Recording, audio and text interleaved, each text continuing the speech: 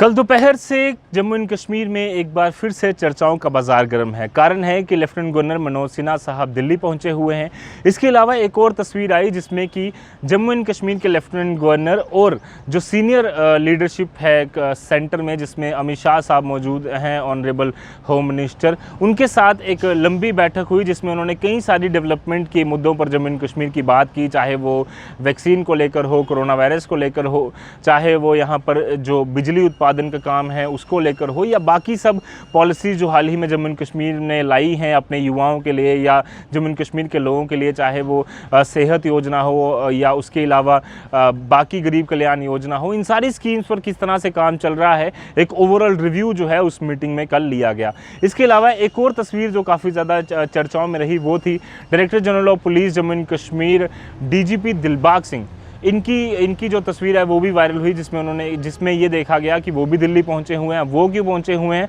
उस पर तो पूरी तरह से क्लैरिटी जो है वो नहीं आई। हालांकि ये ज़रूर माना जा रहा है कि एक सिक्योरिटी रिव्यू जो है वो वहाँ पर किया गया है। इसके अलावा एक और चर्चा जो शाम को शुरू हुई वो ये थी कि प्रधानमंत्री नरेंद्र मोदी जी एक मुलाकात करने वाले हैं जम्मू एंड कश्मीर की सारी पार्टी से, जिसको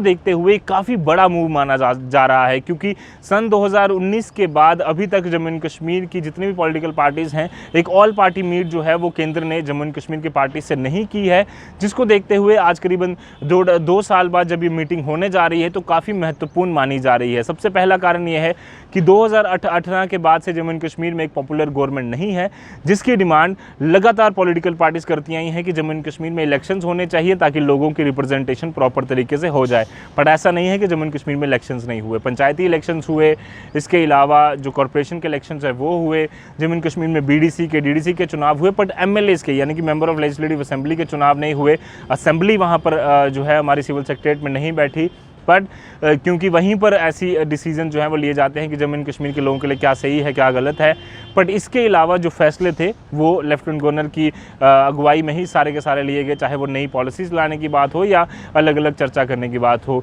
चाहे हम टेररिज्म पर उनकी जो कार्रवाई लगातार की जा रही है उनके द्वारा या सिक्योरिटी फोर्सेस द्वारा, या जिसको भी किसी तरह की प्रॉब्लम आती है तो डायरेक्ट कोशिशें उनके द्वारा की गई कि डायरेक्ट संवाद कर वो खुद ही सॉल्व कर लिया करते थे। इसके अलावा उन्होंने कई सारे ऐसे इनिशिएटिव लिए, चाहे हम बात करें वेडनेसडे को जो एक ब्लॉक दिवस हर ब्लॉक में मनाया जाता है, जिसमें सीनियर ऑफिशियल जाकर वहाँ पर मुलाकात करते हैं, डायरेक्टली संवाद करते हैं आम जनता से, उनकी सजेशंस, उनकी प्रॉब्लम्स को सुनते हैं। तो इन सारी चीज़ों को देखते हुए जम्मू एंड कश्मीर के लोगों ने तो इतने बड़े तरीके से Jammu and Kashmir UT elections की बात नहीं की, बट कहीं ना कहीं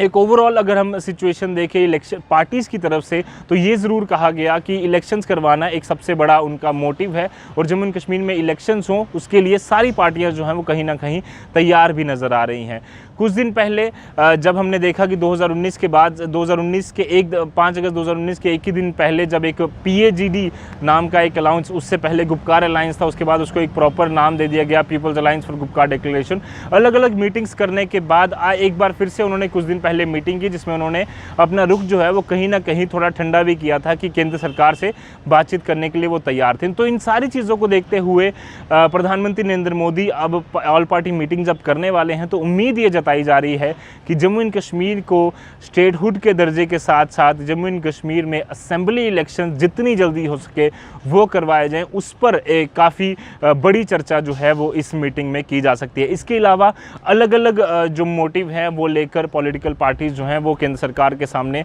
जाएंगी, और क्या उनके जो मोटिव हैं या क्या उनकी जो बातें हैं वो केंद्र सरकार सुनती है और उस पर एक्शन लेती है, इन सारी चीज़ों पर हमारी नज़र जो है वो लगातार बनी हुई है। आपको क्या लगता है कि इस मीटिंग में किस तरह की चर्चा होने वाली है, और क्या जम्मू एंड कश्मीर को स्टेट बनाया फिर से जा सकता है, और क्या ये सही समय है कि एक बार फिर से जम्मू एंड कश्मीर को स्टेट बना दिया जाए, और क्या ये सही समय है कि जम्मू एंड कश्मीर में इलेक्शंस करवा दिए जाएं? बाकी अमरनाथ जी यात्रा को लेकर और बाकी